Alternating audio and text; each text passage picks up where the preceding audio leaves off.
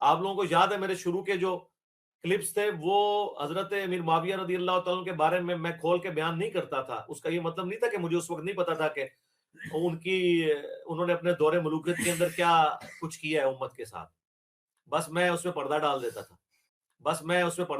تھا. پھر جب حالات سازگار ہوئے تو میں نے اس کو کھول کر بیان کر دیا.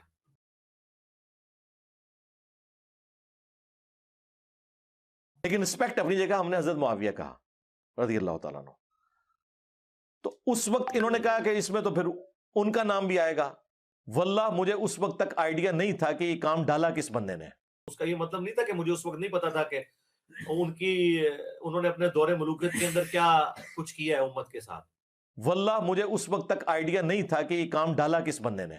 اس کا یہ مطلب نہیں تھا کہ مجھے اس وقت نہیں پتا تھا کہ انہوں نے اپنے دور ملوکیت کے اندر کیا کچھ کیا ہے امت کے ساتھ. واللہ مجھے اس وقت تک آئیڈیا نہیں تھا کہ یہ کام ڈالا کس بندے نے. اس کے بعد میں نے تحقیق کرنی شروع کی. مولانا اسحاق صاحب کا تعارف ہوا, ان کے میں نے خلافت کے لیکچر دیکھے. اللہ تعالیٰ میری ان غلطیوں سے درگزر فرمائے کہ جب میں نے کبوتر کی طرح آنکھیں بند کی, واضح قرآن و احادیث کے ہوتے ہوئے اگر ایسے میں نے کیا تو اللہ مجھے معاف کرے. حالانکہ ایسا نہیں تھا, مجھے اس وقت اتنی چیزیں کلیئر نہیں تھی. سیدھی سی بات ہے. اس کا یہ مطلب نہیں تھا کہ مجھے اس وقت نہیں پتا تھا کہ انہوں نے اپنے دور ملوکیت کے اندر کیا کچھ کیا ہے امت کے ساتھ. مجھے اس وقت اتنی چیزیں کلیئر نہیں تھی. سیدھی سی بات ہے.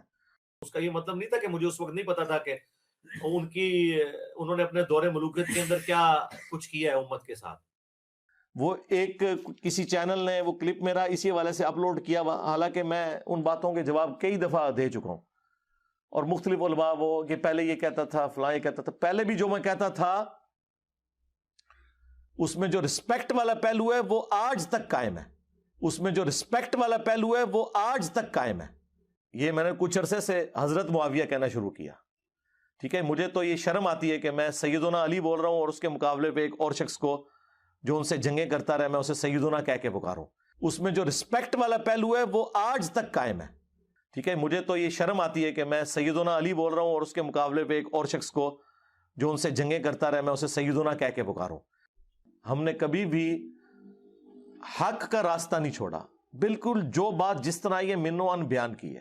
آپ لوگوں کو یاد ہے میرے شروع کے جو کلپس تھے وہ حضرت امیر معاویہ رضی اللہ تعالیٰ عنہ کے بارے میں کھول کے بیان نہیں کرتا تھا. اس کا یہ مطلب نہیں تھا کہ مجھے اس وقت نہیں پتا تھا کہ انہوں نے اپنے دور ملوکیت کے اندر کیا کچھ کیا ہے امت کے ساتھ. بس میں اس پہ پردہ ڈال دیتا تھا. بالکل جو بات جس طرح یہ منو ان بیان کی ہے. بس میں اس پہ پردہ ڈال دیتا تھا. لوگ تو کہتے ہیں غلطیوں پہ پردہ ڈالو. بس میں اس پہ پردہ ڈال دیتا تھا. بالکل جو بات جس طرح یہ منو ان بیان کی ہے. بس میں اس پہ پردہ ڈال دیتا تھا. میرے علاوہ اس پلانٹ ارتھ پہ کوئی بندہ ایسا نہیں ہے جو حضرت معاویہ رضی اللہ تعالیٰ عنہ کی قرآن, بخاری اور مسلم کی روشنی میں غلطیاں بتا کے انہیں رضی اللہ عنہ کہتا ہو. آپ ماشاءاللہ اتنے بڑے عالم ہیں. عالم میں کہہ رہا, میں تو جاہل آدمی ہوں, میرے پاس کوئی ڈگری نہیں. سب کچھ جاننے کے باوجود آپ امیر معاویہ کو رضی اللہ عنہ کس دل سے اور سوچ کے تحت کرتے کہتے. یار بڑی بار جواب دے چکا ہوں, چھڑ دو یار. دل پہ پتھر رکھ کے کہتے ہیں, ہمیں پتہ ہے.